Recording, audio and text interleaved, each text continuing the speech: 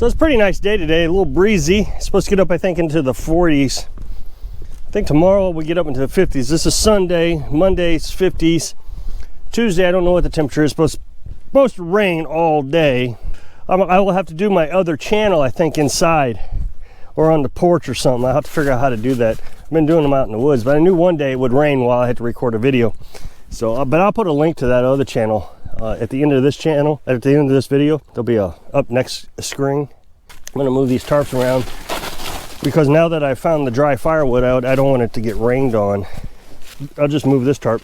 This stuff over here isn't completely dry, so it doesn't hurt if it gets wet. But I'll get all that wrapped up here in the next couple hours. It just continues to fall over. More and more keep falling down every time. I guess car drive by, I don't know. But I'll let it fall over and I'll pick it up as needed. Unless the whole thing falls over. Then we're gonna get a snow on Wednesday. Now, here's the thing. Most of the apps are saying 3 to 6 inches, I think. More like 3 inches. So it's supposed to start raining Tuesday, and then Wednesday it's supposed to snow, I guess, most of the day, and very high percentages too. Like the rain is 94%. Now there is a radio station around here calling for a foot of snow. And that's the only thing that I'm hearing that comes close to a massive snowstorm. But my assumption is they're thinking that the temperature is going to get cold on Tuesday. And I think everybody else is thinking the temperature is going to stay warm on Tuesday. So if it does get cold on Tuesday, there would be a lot of snow. That would give us 2 days worth of snow. That would be significant. Just got to get the firewood covered up, make sure it's all. I might actually steal this tarp instead of going ordering some more. Just borrow this tarp off this one so I can keep the firewood dry. That's already dry and ready to go. I got 2 tarps on this. Yeah, maybe I'll steal that one. And then I got to cover the stuff up on the porch also. I don't want it to, because snow will float over onto top of the wood pile. This one, it's got a couple years before it's dry, so I don't even have to worry about it. So that's the biggest thing I got to worry about.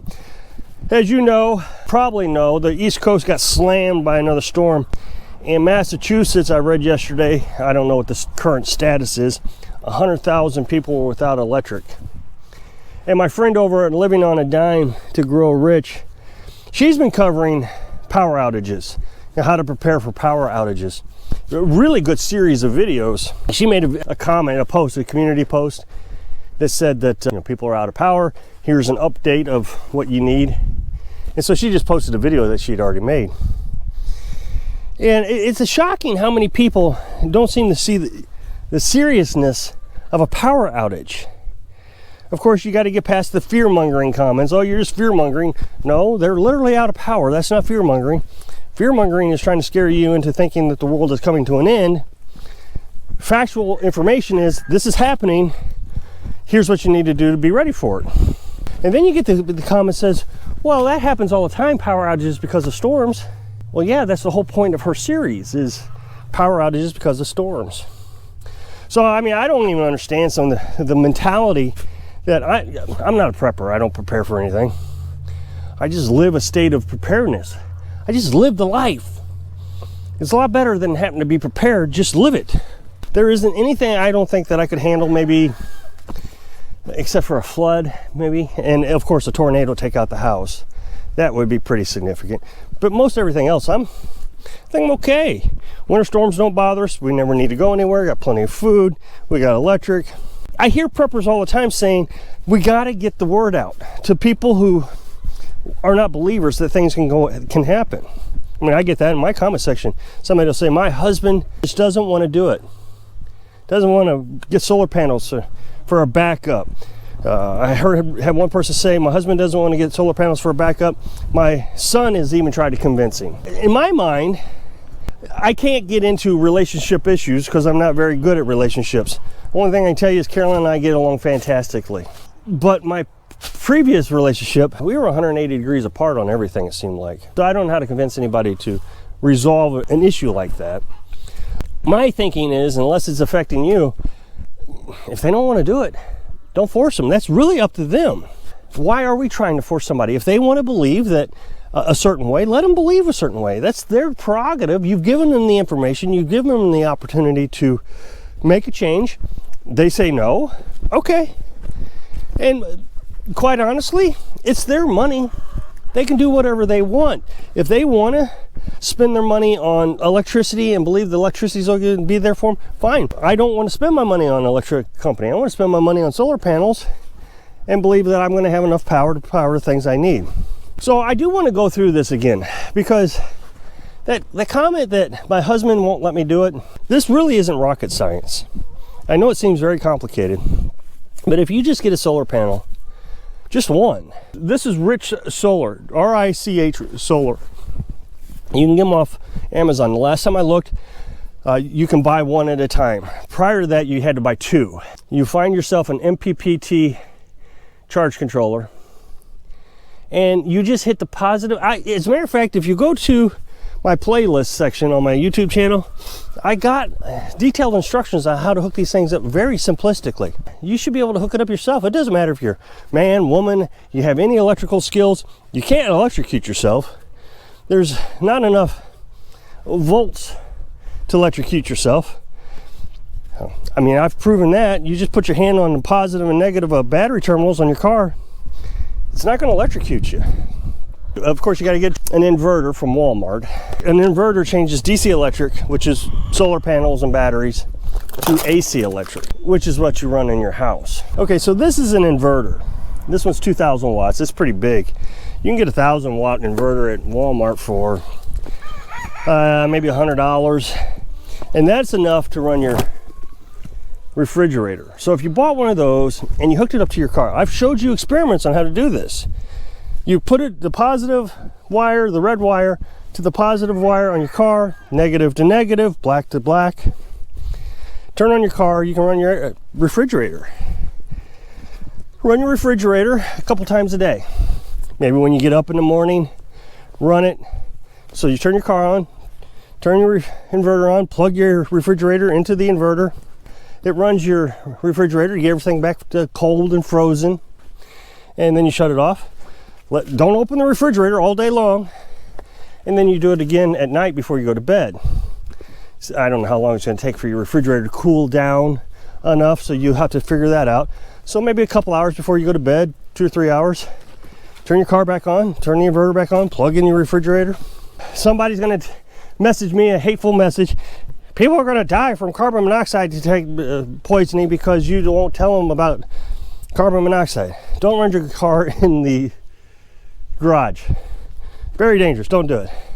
And then we talk about firewood quite a bit, but my dad was talking about having a backup source of heat. He lives down in Florida, and right now it's real cold down there.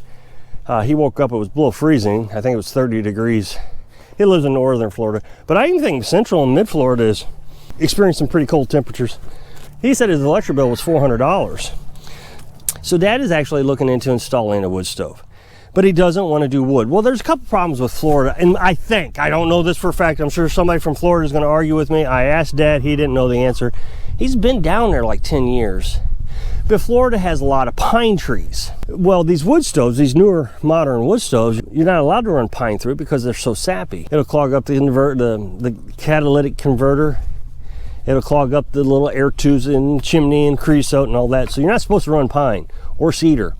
Well, Florida's just full of it. I don't even know if they have hardwood down there. I mean, hardwoods like oak and hickory, birch. There's just a ton of it, but I don't know if they have any. If they do they have a lot of it? And the thing is Dad's almost, he's 69 years old, I guess. And he did firewood most of his life. I think he stopped firewood around 55 years old. He said, I just got tired of it. So he quit, and he doesn't really want to have to get back into it. So I asked, well, can you buy it from somebody? Of course, he doesn't know. Now, the other option is pellet wood stoves. You can buy pellets. That's not actually too terribly expensive. I don't remember the exact price, but let's call it like, I don't know, $200 a ton. And a house would need, like 4 tons per year. Of course, if you're just running it as an emergency, it wouldn't cost, you'd only need a ton of it, just keep it warm. Now, the thing is a pellet stove requires electricity. It runs on a thermostat and a little motor. So what happens is as the stove needs more pellets, it rotates this device, and so more pellets will drop down into the wood stove. the pellet stove will shut off, turn back on. So if you're running a pellet stove and you run out of electric, you're going to have a backup source of electric. Now, a solar panel would easily run that. Your car inverter would easily run in that. No big deal. You wouldn't want to run your car the whole time that you're running your pellet stove. You'd have to monitor your battery. You could run the pellet stove off your battery because it's only going to turn every hour or so. So I would say go out every couple hours, start your car up, just make sure it's charging up well. You can come up with some easy solutions to having a backup supply. And a pellet stove's pretty nice. I mean, the one I saw on YouTube, it's kind of like a wood stove. I mean, it doesn't give you the wood stove total feel, but they have a glass window. You can see the flames. But of course it shuts off, and I don't know. I like the wood stove because I can get all my wood for free. I don't have to buy anything. I got enough wood now for my entire life. But if you can't get a wood stove, I mean, I don't know what people do in areas like in the West where they don't have a lot of hardwood. I guess that, I mean, Wrangler Star lives in Oregon. I don't know if I've seen him cut pine trees, but then also say you're not supposed to use pine. I'm pretty sure he uses pine. So I don't know what his solution to the problem is. Does he just clean his chimney more? I don't know. But that is a decision that you would have to make if you want to run your wood stove with pine. But if you do that, you're going to build up creosote in your chimney, which is a dangerous situation. You have to clean it regularly. I think being naive and saying, okay, this isn't going to happen, it's just not your responsibility to take care of those folks. If your husband or your spouse doesn't want to do it, I think it's a simple solution of saying, hey, look what I can do. So if you'll click onto that video right here, this little box right on my face somewhere, and I appreciate it, go check out my other channel. So I hope I can inspire you. Then think ahead for your local weather conditions. Thanks for watching.